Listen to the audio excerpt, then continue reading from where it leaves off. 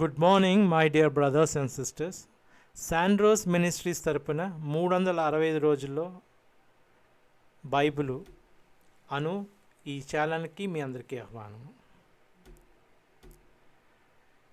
ఇది 49వ రోజు. ఈ దినము వాక్య భాగము సంఖ్యాకాండం నుంచి 11, 12, 13 అధ్యాయములు. మరి ఈవేళ కొన్ని విచిత్రమైన సంగతులు చూస్తాము. 3 అధ్యాయాలు 3 రకాలుగా ఉన్నాయి. మరి కొన్ని సంఘటనలు మనం చూస్తాము.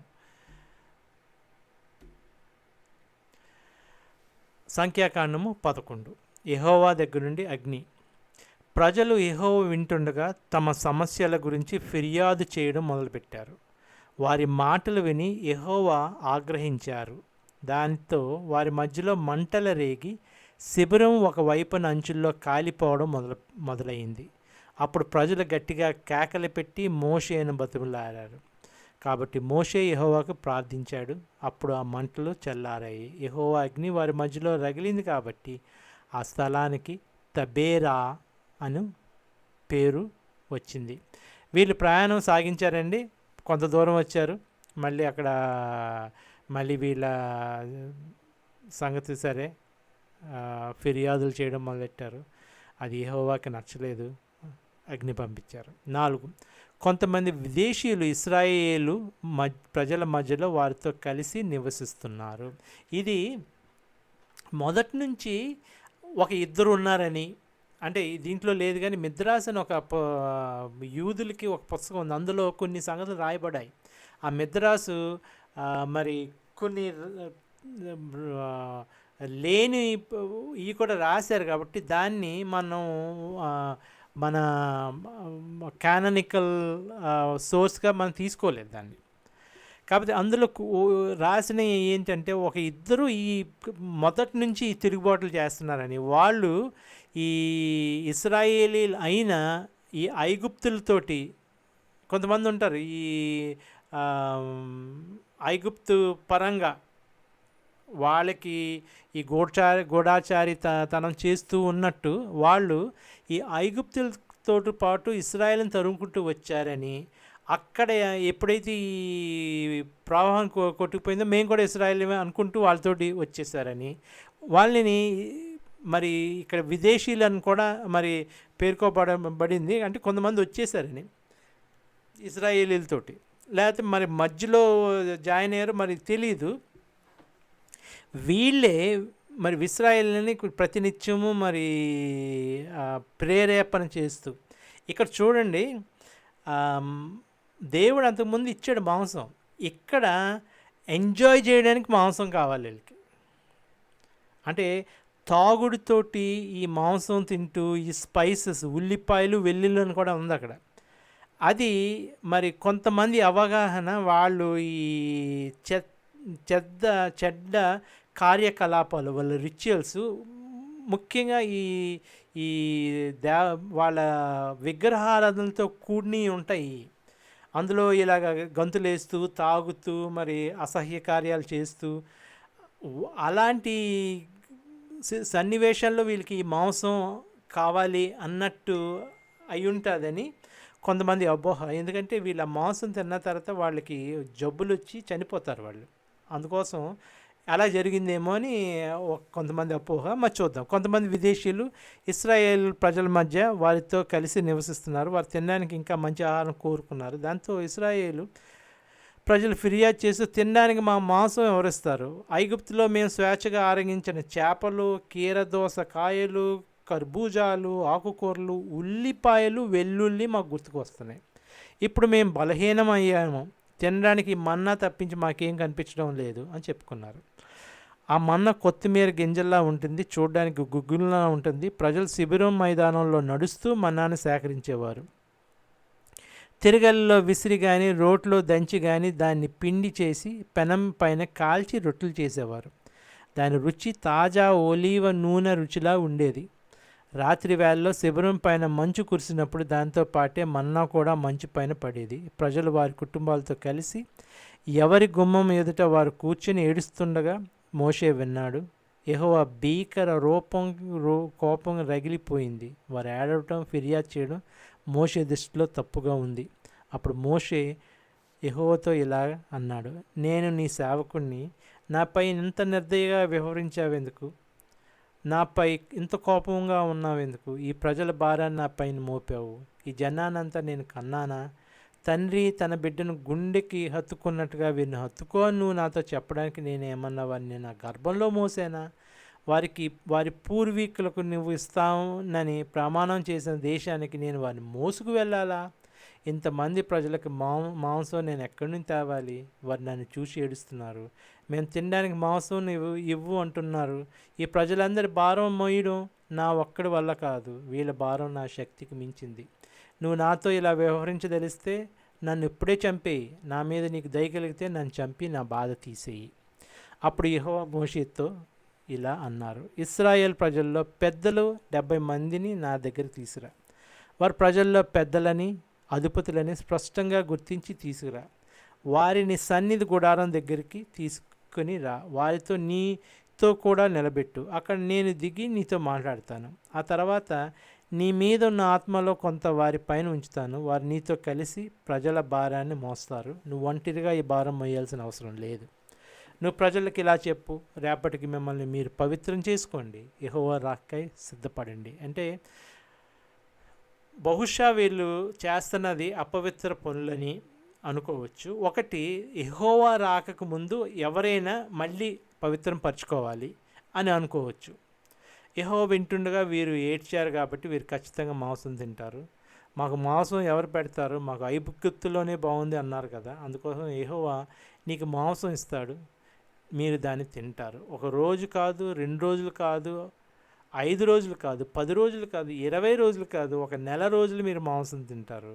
అది మీ ముక్కు పుట్టాల్లోంచి బయటికి వచ్చి మీకు అసహ్యం పుట్టే వరకు తింటారు. మీరు మీ మధ్య ఉన్న యెహోవాను తిరస్కరించారు కాబట్టి అది మీకు వెగటు పుట్టిస్తుంది.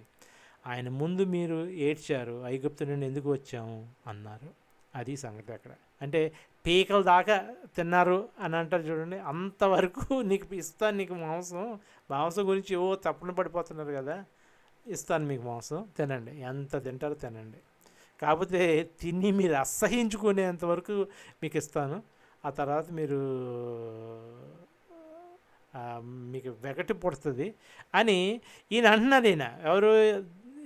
యెహోవా దేవుడు. మోషే బిత్తరపై చూస్తున్నాడు ఇక్కడ. ఏమైంది? 6 లక్షల మందికి ఎక్కడి నుంచి మాంసం వస్తుంది? ఈ ఎడారిలో మాంసం ఎక్కడి నుంచి వస్తుంది? దేవుడు ఇస్తామంటున్నారు అని. దానికి మోషే, నేను 6 లక్షల మంది జనంతో ఉన్నాను, నువ్వేమో 1 నెలంతా వాళ్ళకి మాంసం ఇస్తాను అంటున్నారు.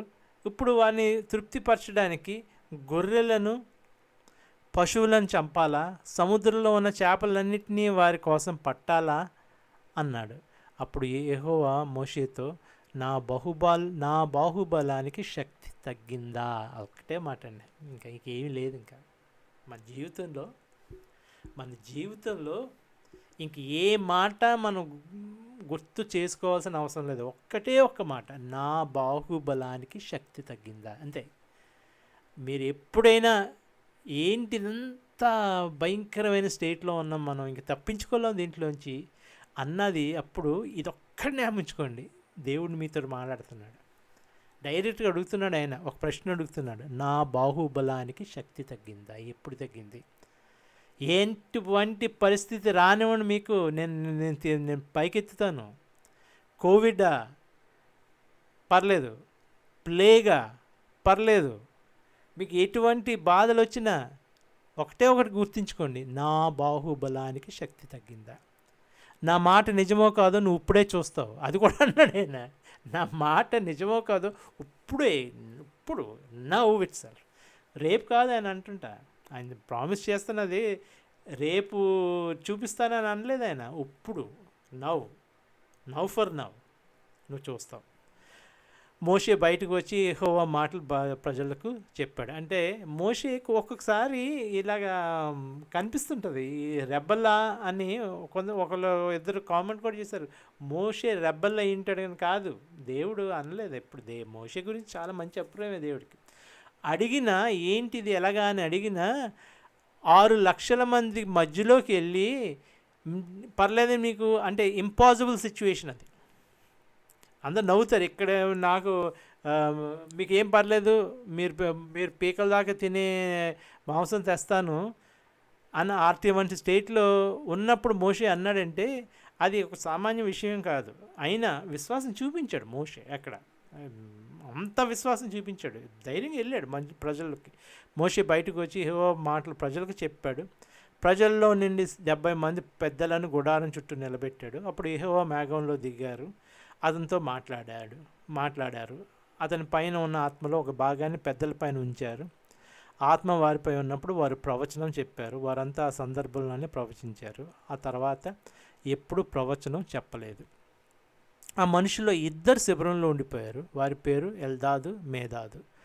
ఆత్మ వారిపై కూడా నిలిచాడు. వారి పేర్లు పెద్దల జాబితాలో ఉన్నాయి, కానీ వారు గుడారానికి దగ్గరికి వెళ్ళలేదు.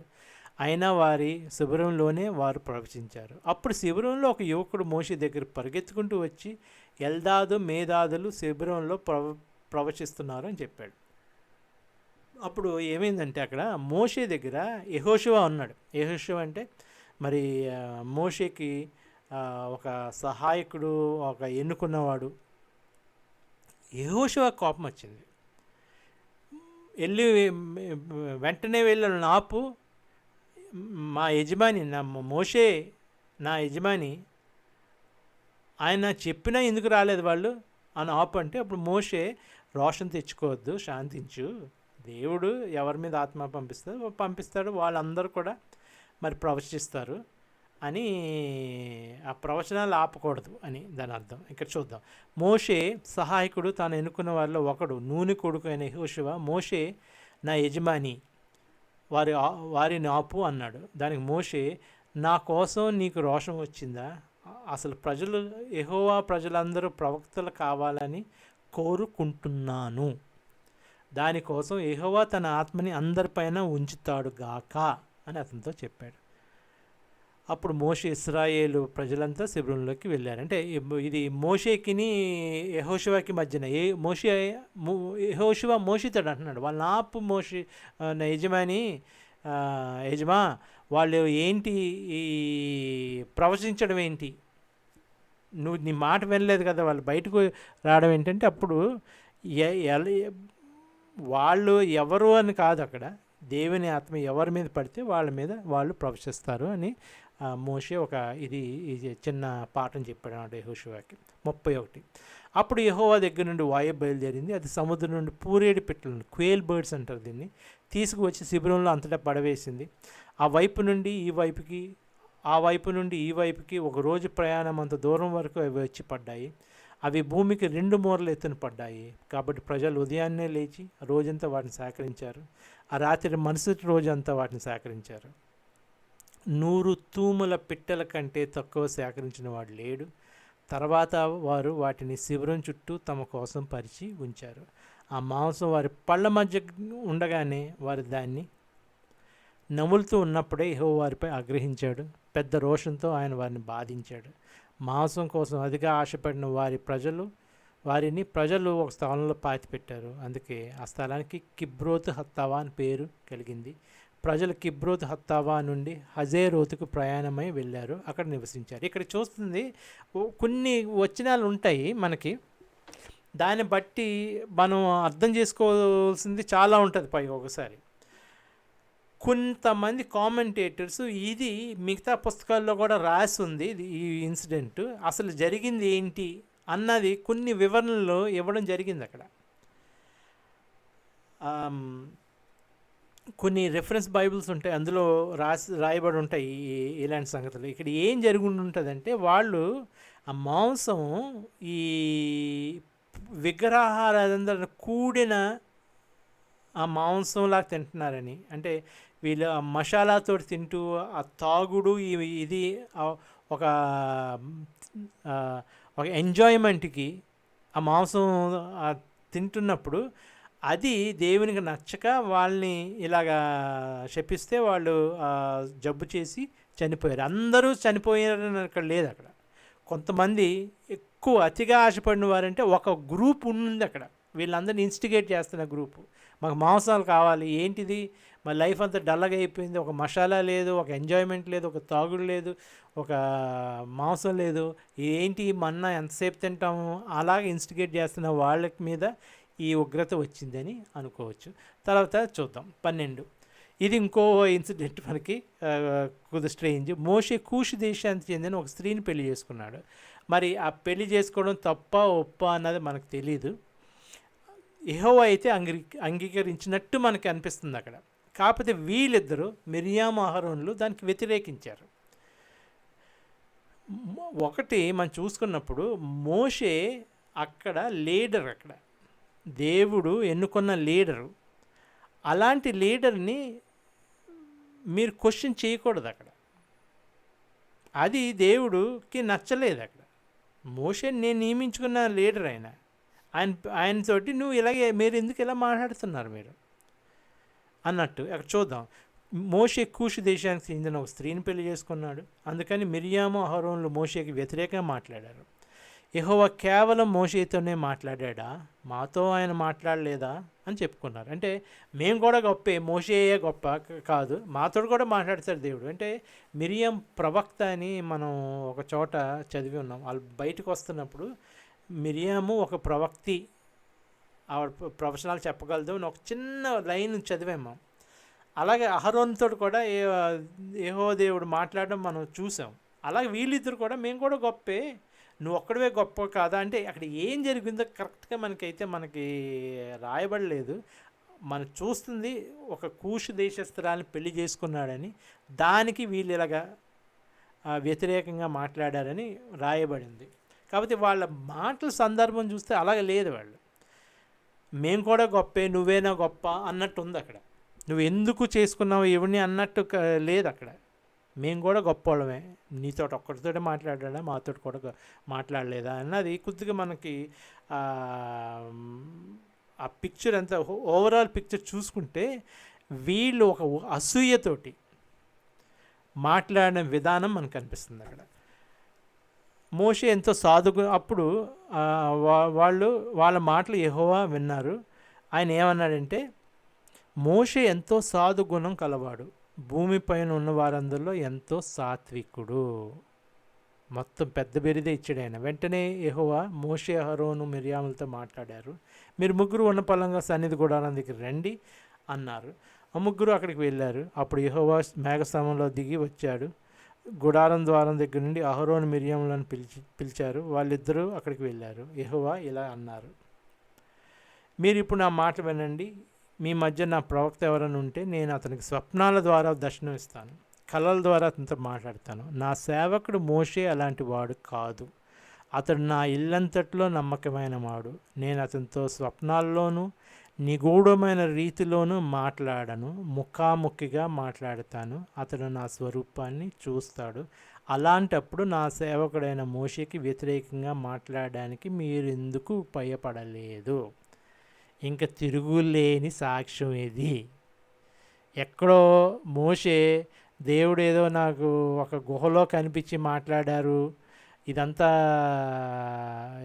ఇలా చెప్పారు యెహోవా దేవుడు అని బయటకు వచ్చి రాసుకోండి మీరు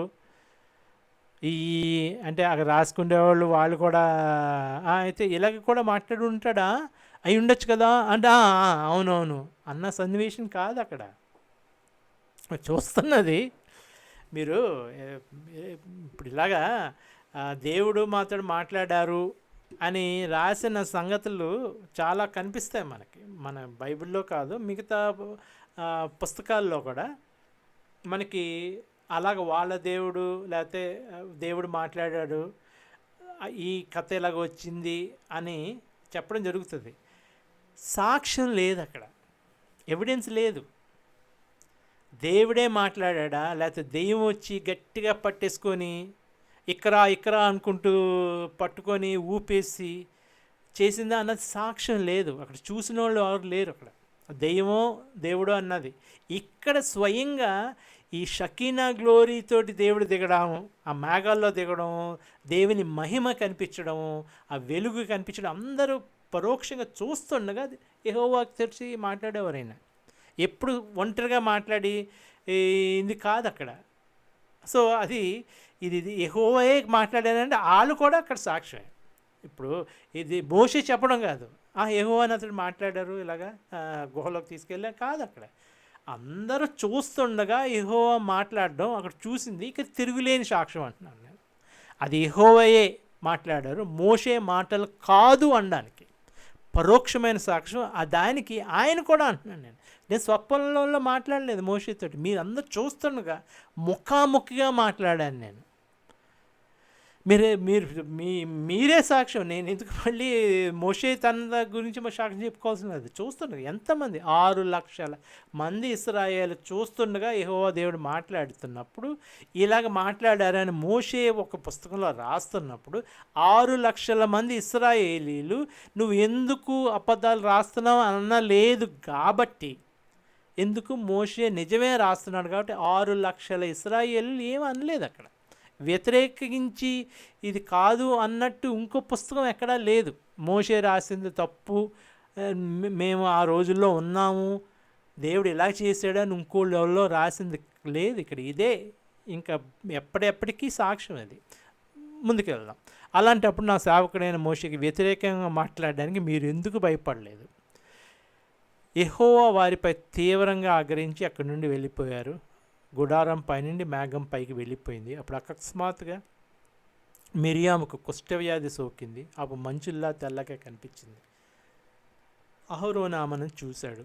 ఆమె కుష్ఠవ్యాధి ఉండడం చూశాడు. అప్పుడు అహరోను మోషేతో ఇలా అన్నాడు, అయ్యో నా ప్రభు, మేము చేసిన పాపానికి శిక్ష మాకు వేయవద్దు. మేము తెలివి తక్కువ మాట్లాడి పాపం చేసాము. తన తల్లి గర్భం నుంచి బయటకు వచ్చేటప్పుడు సగం మాంసం పోగొట్టిన మృత శిశువులా ఆమెను ఉండనీకు. కాబట్టి మోషే యెహోవాకు మొరపెట్టాడు. దేవా, దయచేసి ఈమెను బాగు చేయి అని ప్రార్థించాడు. అప్పుడు యెహోవా మోషేతో, ఆమె తండ్రి ఆమె ముఖంపై ఉమ్మి వేస్తే అవమానం ఆమె 7 రోజులు భరిస్తుంది కదా, ఆ 7 రోజులు ఆమెను శిబిరం బయట ప్రత్యేకంగా ఉంచు, ఆ తర్వాత ఆమెను తిరిగి శిబిరంలోకి తీసుకురా అన్నాడు. ఇక్కడ ఒక చిన్న ఇన్సిడెంట్. తండ్రి కూతురు మీద ముఖం మీద ఉమ్ము వేయడం అంటే అలాంటి ఒక పద్ధతి ఉందేమో అక్కడ తెలియదు మనకి. తండ్రికి కోపం వస్తే ముఖం వేసేసి నువ్వు వెళ్ళిపో, నిన్ను ఖండిస్తున్నాను, 7 రోజులు నాకు చూపించుకు అంటే ఆవిడ 7 రోజులు తండ్రికి కనిపించకుండా వెళ్ళిపోద్ది అనమాట. అలాగా దేవుడు మిరియామును ఒక కూతురు మాదిరిగా ఒక చిన్న మరి డిసిప్లిన్ చేయడానికి అలా చేసి ఆవిడ 7 రోజులు బయట పెట్టి శిబిరం బయట పెట్టి ఆవిడ మళ్ళీ లోపలికి వచ్చే పర్మిషన్ ఇచ్చాడు అనమాట. కాబట్టి మిరియాము 7 రోజులు శిబిరం బయటే గడిపింది.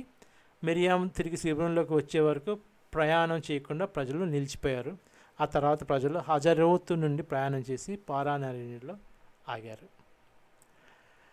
అది 12, 11, 12, 13 చదువుతాం. కానాన్ దేశాన్ని పర్యవేక్షించి వీళ్ళు చేరిపోయారు. ఇక్కడ దేశాన్ని దగ్గరికి వచ్చారు. ఇంక వెళ్ళి కానాన్ మీద వెళ్ళి ఆక్యుపై చేయాలన్నమాట, వీళ్ళు ఆక్రమించుకోవాలి. అప్పుడు వీళ్ళు కొంతమంది గూఢచారులను పంపించి ఆ దేశం ఎలాగుందో చూడమని మరి యెహోవా మోషేతో చెప్తే మోషే వీళ్ళని ఒక 12 మందిని ఒక్కొక్క గోత్రం నుంచి ఒక 12 మంది నిర్ణయించి వాళ్ళు పంపించాడు. అది ఇక్కడ సారాంశం. చూద్దాం, తర్వాత చెబుతాను. తర్వాత యెహోవా మోషేతో మాట్లాడారు. ఆయన ఇలా చెప్పారు, నేను ఇశ్రాయేల్ ప్రజలకు ఇస్తున్న కానాన్ దేశాన్ని పరీక్షించడానికి కొంతమంది పంపించు. తమ పూర్వీకుల గోత్ర ప్రకారం ఒక గోత్రం నుండి ఇంకో వ్యక్తిని మీరు పంపించాలి. వాళ్ళ ప్రతివాడు ప్రజల్లో నాయకుడే ఉండాలి. మోషే యెహోవా ఆజ్ఞకు విధేయులయ్యేలా వారిని పారాన్ అరణ్యం నుండి పంపించాడు. వెళ్ళిన వారంతా ఇశ్రాయేల్ ప్రజల్లో నాయకులు. వారి పేర్లు ఇవి. 12 గోత్రాల పేర్లు ఉన్నాయండి ఇక్కడ, 4 నుంచి 16 దాకా. మరి ఆ పేర్లు కాబట్టి నేను త్వరగా చదువుతాను. వారి పేర్లు ఇవి. రూబేను గోత్రం నుండి జక్కూరు కొడుకు షమూయ. సిమ్యాను గోత్రం నుండి హోరీ కొడుకు షాపాతు. యూదా గోత్రం నుండి కాలేబ్ బిన్ యెఫున్నె. ఇస్సాకారు గోత్రం నుండి ఈగాల్ బిన్ యోసేపు. ఎఫ్రాయిం గోత్రం నుండి నూను కొడుకు హోషేయ, బెన్యామిన్ గోత్రం నుండి రాఫు కొడుకు పల్తీ, జబులూన్ గోత్రం నుండి సోరీ కొడుకు గదీయేలు, యోసేపు గోత్రం నుండి మనష్షే గోత్రం నుండి సూసి కొడుకు గది, దాను గోత్రం నుండి గమలీ కొడుకు అమ్మీయేలు, ఆషేర్ గోత్రం నుండి మికాయేలు కొడుకు సెతూరు, నఫ్తాలి గోత్రం నుండి వాపెసి కొడుకు నహబీ, గాతు గోత్రం నుండి మాకీ కొడుకు గేయువేలు. ఆ దేశాన్ని పరీక్షించడానికి మోషే పంపిన వ్యక్తుల పేర్లు ఇవి. నూను కొడుకు హోషేయకు మోషే యెహోషువ అని పేరు పెట్టాడు. 17 వారు కానాన్ దేశాన్ని చూసి పరీక్షించడానికి మోషే పంపించాడు. అప్పుడు వాళ్ళతో ఇలా చెప్పాడు, మీరు దక్షిణం నుండి ప్రవేశించి పర్వత ప్రాంతంలోకి ఎక్కి వెళ్ళండి. ఆ దేశం ఎలాంటిదో పరీక్షించండి. అక్కడ నివసించే ప్రజలను పరీక్షించండి. ఆ ప్రజలు బలవంతుల్లా లేక బలహీనలా అన్నది చూడండి. అక్కడ ప్రజలు జనాభా కొద్దిమందే ఉన్నారా లేక అధికంగా ఉన్నారా అనేది చూడండి. వారు నివసించే నేల ఎలాంటిదో చూడండి. అది మంచిదా చెడ్డదా? ఎలాంటి పట్టణాలు అక్కడ ఉన్నాయి? వారి నివాసాలు శిబిరాల్లా ఉన్నాయా లేక ప్రాకారాల్లా ఉన్న కోటలా నివసిస్తున్నారా? వీళ్ళు దక్షిణం నుంచి అంటే సౌత్ నుంచి వెళ్తున్నారు. ఇప్పుడు మనకి పొడుగ్గా ఉంది ఈ దేశం. పొడుగ్గా ఉన్నప్పుడు కింద భాగాన్ని కిందంతా దక్షిణం, పైనంతా ఉత్తరము, సౌత్ నార్త్. మరి యోర్దాన్ నది ఒక పక్కన ఉంటుంది, ఈ మెడిటరేనియన్ సీ ఇంకో పక్కన ఉంటుంది.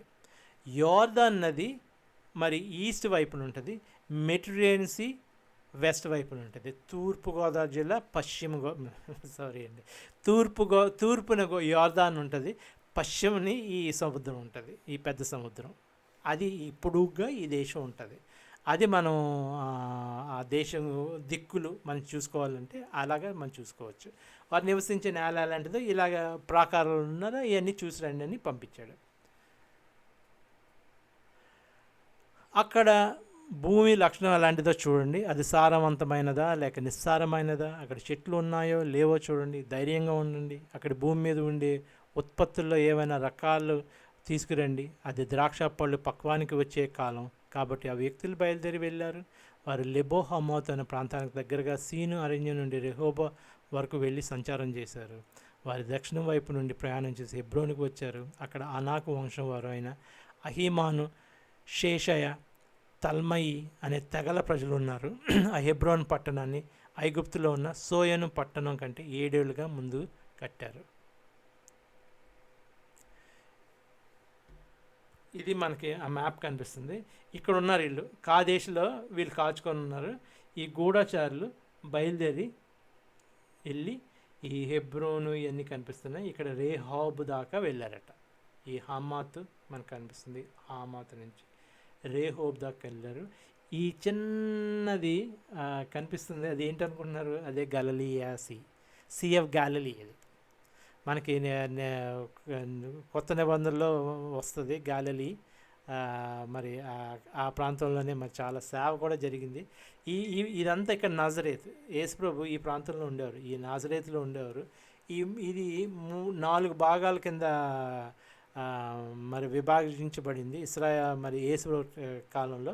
మరి అంతవరకు వెళ్ళలేదు మనం. ఇప్పుడు ప్రస్తుతానికి ఇది విభజన లేకుండానే ఇదంతా ఇది కాదేశ్ బాని. ఇక్కడ ఇదంతా వీళ్ళు ఆక్యుపై చేసుకున్నారు. ఎవరు? ఈ కానానీయులు, ఫిలిస్తీయులు, అమ్మోరీయులు. మరి ఇక్కడట కొంతమంది ఏదో రాక్షసుల్లాగా పెద్ద పెద్ద ఎత్తుగా ఉన్న వాళ్ళని చూశారట వీళ్ళు. అది చూద్దాం ఇక్కడ. సోయన్ పట్టణం కంటే 7 ఏళ్ళు కట్టారు.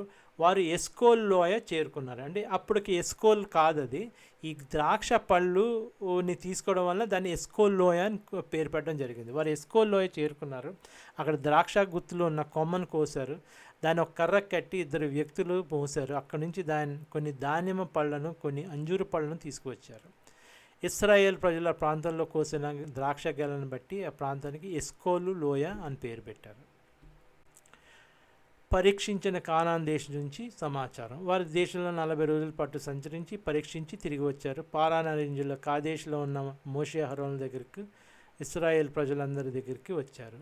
ఆ దేశం గురించి సమాచారం తెలియజేశారు. అలాగే తాము తెచ్చిన ప్రాంతం పళ్ళు చూపించారు.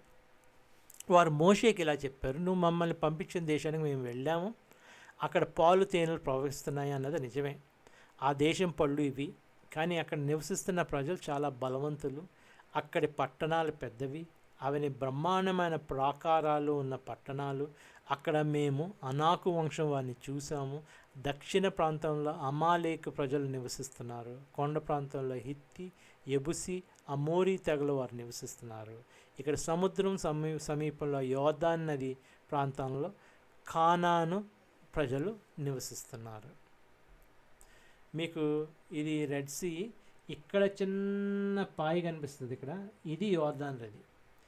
దీని యువతల ఇక్కడ మరి తర్వాత వీళ్ళు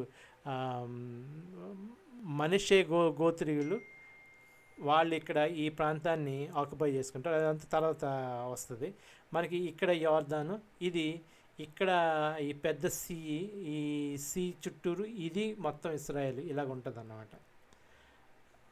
ఈ పైన నార్త్, కిందేమో సౌత్.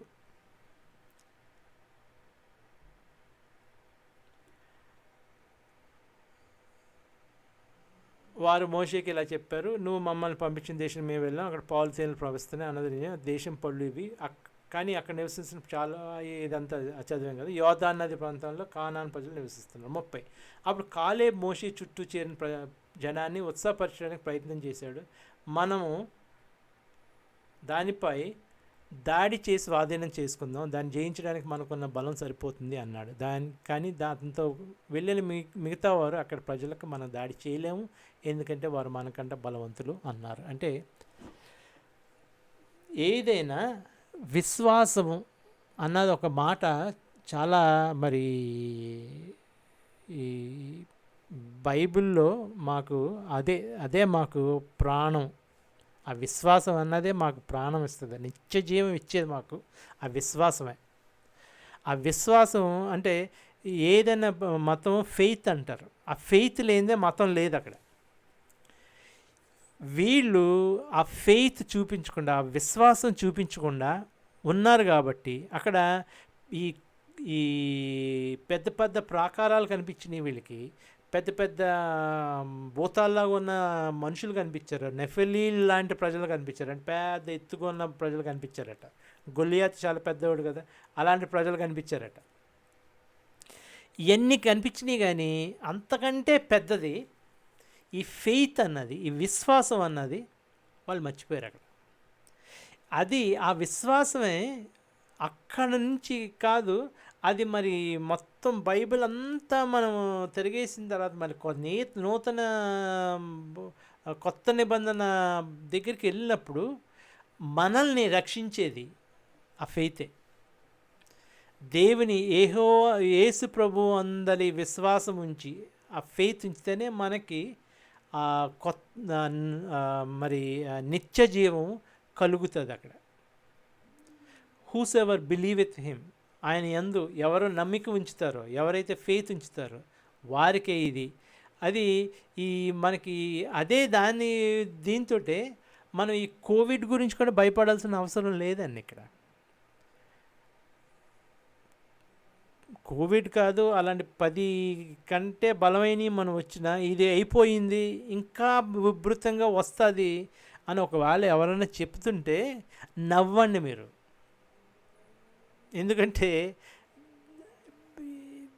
మమ్మల్ని ఏం చేయలేమండి అది. ఎందుకంటే మా దేవుడు మాకు ఆ విశ్వాసం ద్వారా మమ్మల్ని రక్షిస్తాడు. ఇక్కడ నెఫిలీలు కాదు, కొండలు కాదు, ప్రాకారాలు కాదు, మరి ఎంతోమంది పెద్ద ప్రజలు కాదు, బొర్ర ఊదితే వీళ్ళందరూ పడిపోయారండి. తర్వాత మనం చూస్తాం ఇక్కడ. ఇప్పుడు చూడండి ఎంత భయంకరంగా వర్ణించారు ఇక్కడ. ఈ కానాని వెళ్ళి అంటే నెక్స్ట్ ఇంపాసిబుల్ అన్నమాట. వీళ్ళకున్న జనంతో చూస్తే వాళ్ళు ఎత్తుగా, ఎంతో పెద్ద ఎత్తు ఉన్న జనాలు, పెద్ద పెద్ద ప్రాకారాలు గట్టిగా కొట్టగోడలతో ఉన్నాయి. వీళ్ళు ఎప్పుడైతే ఆక్యుపై చేయడానికి వెళ్ళినప్పుడు బోరు ఊదుతారు అంతే. 7 సార్లు దాని చుట్టూ తిరిగి బోరుసం అంటాడు దేవుడు అంతే. మరి అంతమందిని ఎలా చేయిస్తాం దేవుడు అంటే వాళ్ళు ప్రశ్న కూడా చేయలేదు. దేవుడు అన్నాడు వెళ్ళి బోరోదండి అన్నాడు. వెళ్ళి బోరోదని పడిపోయింది నిజంగానే. అది అది తర్వాత చూద్దాం. అది అంటున్నాను నేను. ఇంక మనల్ని ఏం చేయలేదు. ఫెయిత్ అన్నది చాలా ఇంపార్టెంట్ అది. అది వీళ్ళు పోగొట్టుకొని వాళ్ళు కానాన్ దేశం చూసే అర్హత కూడా పోగొట్టుకున్నారు. ఇది తర్వాత మనం చూద్దాం. ఈ విధంగా వారు తాము చూసి వెళ్ళిన వచ్చే ప్రాంతం గురించి ఇశ్రాయేల్ ప్రజలకు నిరుత్సాహపరిచే నివేదిక ఇచ్చారు. మేము చూసి వచ్చిన ఆ దేశం తన నివాసుల్ని మింగివేసే దేశం. మేము చూసిన ప్రజలంతా ఆజానుబాహులు. అక్కడ మేము నెఫలీ ప్రజలను చూసాము. వారు అనాకు వంశం వాడి నెఫలీ తెగవారు. వారి ఎదుట మా దృష్టికి మేము మిడతల్లా ఉన్నాము, వారి దృష్టికి అలాగే ఉన్నాము అన్నారు. ఈ నెఫలీల గురించి మరి బైబిల్లో అయితే వర్ణన సరిగ్గా ఇవ్వలేదు. తర్వాత ఎంతోమంది మరి ఒపీనియన్స్ అయితే చెప్పారు. ఏంటంటే వీళ్ళు వరదలో కొట్టుకెళ్ళిపోలేదని. ఈ నెఫలీలు నోహో టైంలో మనం చదువుకున్నప్పుడు కొంతమంది మరి దేవకుమారులు వచ్చి మనుష్య కుమార్తెలతో ఉన్నప్పుడు ఈ నెఫలీలు పుట్టారని, వీళ్ళు అనాకు వంశంలో పుట్టారని. ఈ వరద వచ్చి వాళ్ళంతా కొట్టుకుపోయింది, కానీ వీళ్ళు కొంతమంది కొట్టుకుపోలేదు, వీళ్ళు ఇంకా ఇక్కడే ఉన్నారు అన్నదా, లేకపోతే వీళ్ళు అలాంటి ప్రజలు ఉన్నారు అని చెప్పారా అన్నది కూడా ఒకటే ఉండొచ్చు. మరి ఇక్కడైతే ముగ్గురిని చూసాం మనం. వాళ్ళని సునాయాసంగానే వీళ్ళు ఓడిస్తారు. తర్వాత మళ్ళీ ఎప్పుడు ఈ నెఫలీల గురించి మనకు కనిపిస్తుంది. ఇది ఇవాళ వాక్య భాగం. మరి ఎంత మంచి కామెంట్స్ వస్తున్నాయి. ముఖ్యంగా ఒక పెద్ద ఆయన చక్కగా ఆయన సమయం తీసుకొని విని మరి అప్రిషియేట్ చేస్తూ నాకు పంపించిన అది thank you very much sir. ఇంకా మీరు మరి మంచి సజెషన్స్ కూడా ఇస్తారని I was glad that you heard it, and you sent me such a nice comment there. I appreciate that very much, and probably would listen to my these things and give me some opinions about it. Thank you very much. మరి ఉందాము. ఇవాళకి సెలవు. మళ్ళీ దేవుని చిత్తం అయితే రేపు కలుసుకుందాం.